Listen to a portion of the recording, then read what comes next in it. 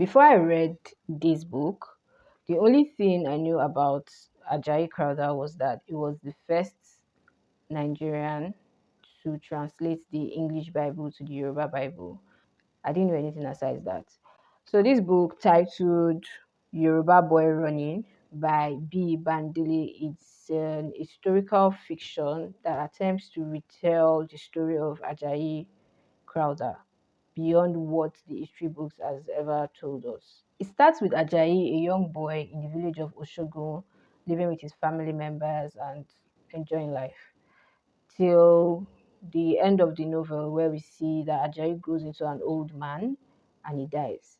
So in between that is a lot of story about how Ajayi moved from being a carefree child whose whole village was captured and sold into slave trade and was freed by English navies and was one of the first set of Africans to get English education in Freetown.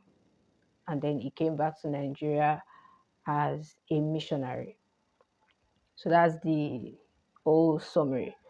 But there's a lot of more intricacies in the story that you'd have to read the book to find out. But some of the things that stood out to me in the book starts with the beginning. I like the Yoruba mythology in the first few parts of the book. The talk of Ishu, Shopono, and all of those other gods that we have been told are very demonic. The way the writer talks about these gods is very endearing. It makes you see them in a different light, not the demonic things that the modern day religions have told us that these gods are. Then another thing that stands out is the way that slave trade happens.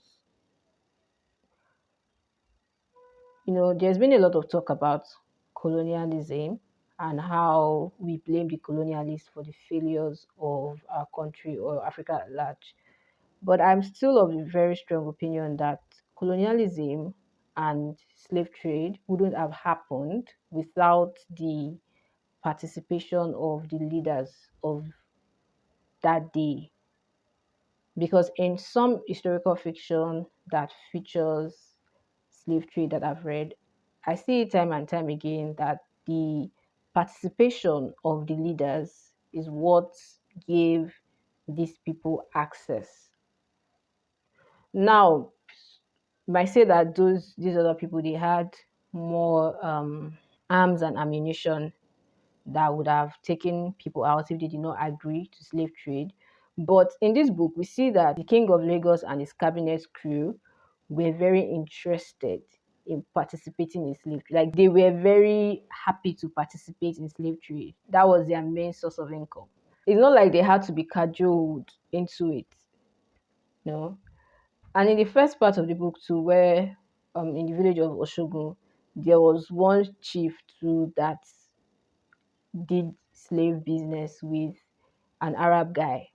So there's always that one person or two people that are in leadership position that sells their people out or that gives information to the enemy camp that can be used to capture a lot of people. So it's never a thing of these people just come in and they capture other people without the help of insider.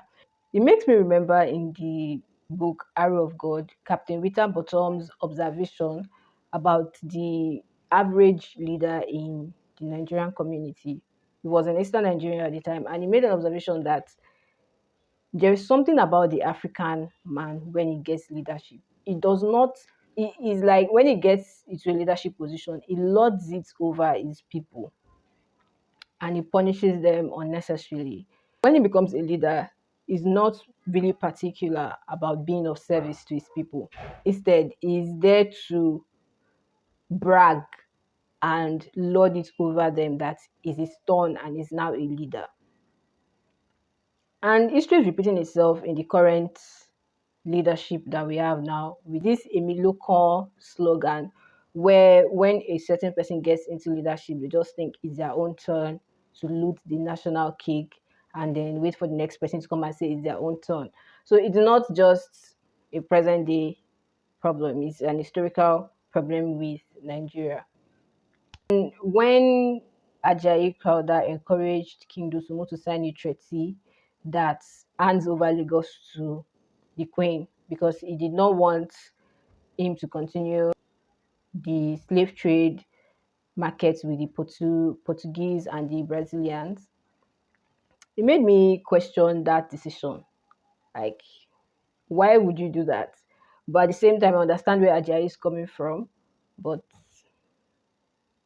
it's because at the end of the day, Ajayi was impeached. He was the first African to be. He was the first black person to be the bishop of the church generally. But he was still impeached despite everything he had done for the church. No matter how much you are put in a position as a black person amongst white people, as a token black person, you are still not one of them.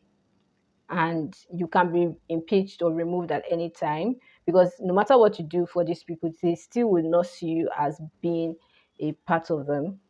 But at the same time, when your own people are bent on selling you or still seeing you as a slave, even after everything you've done for them, you are in a tight corner as to should I fight for them or how do I convince them not to engage in slave trade without bringing the queen into the equation? So that's just some of the thoughts I had while reading the book. It's a very interesting book.